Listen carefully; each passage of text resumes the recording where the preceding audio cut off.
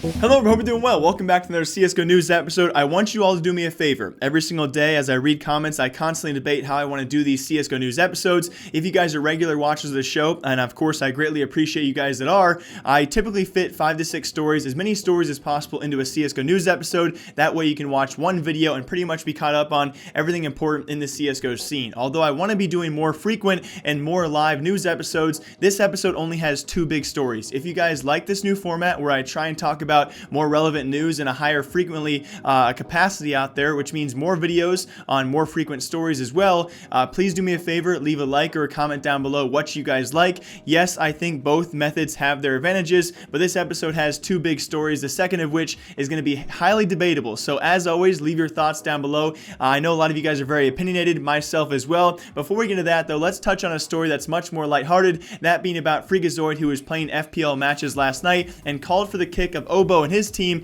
allegedly from FPL, although I think he was very obviously joking. So let's play the clip. Headset warning, guys. Freakazoid can get very loud. Dude, this is a thing!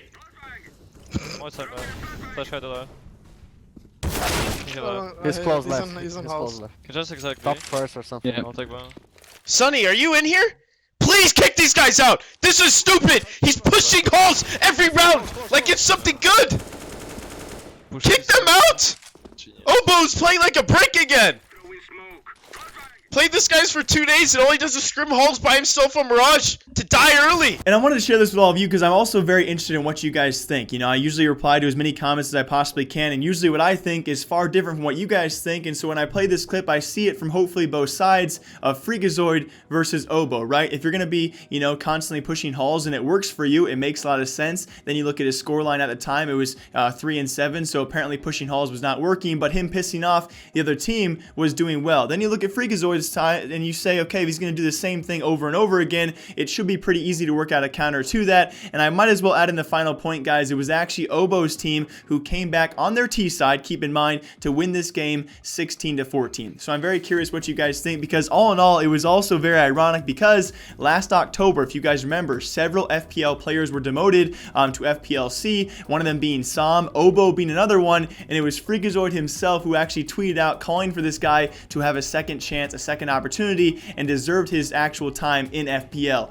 So man, how the times have changed. I just wanted to bring the clip up because it's kind of, it's funny to see FPL play. Obviously though, I do understand the one main point where if you have these puggy style strats you're not going to do on LAN, but you do them in face-it matches, it can be pretty frustrating. So I'm very curious who you guys actually side with. But very lastly, I feel it's weird saying that so early on in the video, so a reminder, leave a comment or a like down below if you guys like the shorter episodes. All around ENCE, who apparently, according to DeKay, please read the article, guys, the full read down below by DeKay, doing great work as usual, as apparently ENCE might be making roster changes and acquiring Sunny to their roster, which opens the wide debate as of who possibly ENCE could want to replace on this team. Also, according to the report, guys, it will be Cloud9 apparently no longer targeting Sunny, so that's a big letdown. I think he was going to be a great improvement for that roster, or technically, I would say a lot of the rosters he does go to, ENCE being one of them. But let me give you guys my 2 cents on what I think is going to happen. I would love to see what you guys think as well, because there's so many thoughts and rumors going around right now as of who this roster could change after making their first ever major playoff appearance, their best tournament run ever in their history, their best major finish in history. Yes, they have premier LAN event wins, especially throughout 2018, but nothing was close to this, and I think we can all agree their run at the major was the best thing these 5 players have ever done together, and possibly even individually. And so my 2 cents is, first off, you have to look at the possibilities of replacements for this roster. I would say that Alu is not untouchable, and I mean this because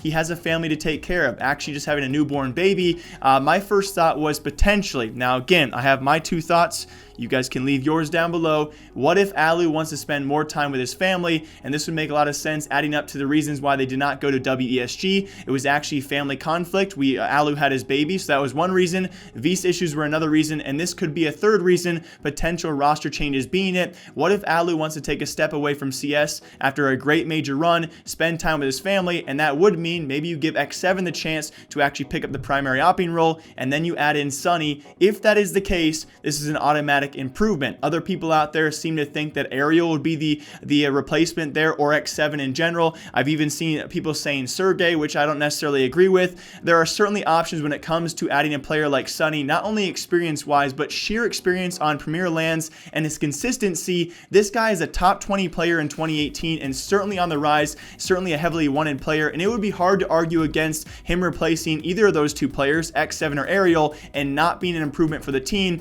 besides when it comes to, of course, chemistry. Because we can only analyze so much from the outside of the team, and that's what's so frustrating. Until we actually have the finalized roster changes, we have no idea what's going to be happening to the roster, and it's always very sucky to see a team who's been together for quite some time. They seem to be clicking and at an all-time high. They take down the world's number 2 and 3 teams in Liquid and Na'Vi back-to-back, in great upset fashions. They compete for a major title, and all of a sudden they want to make a roster change, and you have to ask yourself, why in the world would you want to make a roster change? And to me, that's why I tweeted out, I don't think they maybe want to make these changes, but maybe they have to make these changes, as in one of the players, maybe possibly being Alu, wants to step away. Now, if that is not the case, though, then the questions begin to come in as to what could possibly happen for this team. If Alu is a staple, as he is, I don't think you want to replace Alu unless he wants to leave to take time for his family. So Alu is untouchable. Alexi is untouchable as well. I think really it comes down to the 3 remaining players, and even then I have severe questions. I would say X7 would be my number 1, and maybe Ariel as well. I don't see Sergey being there, and again,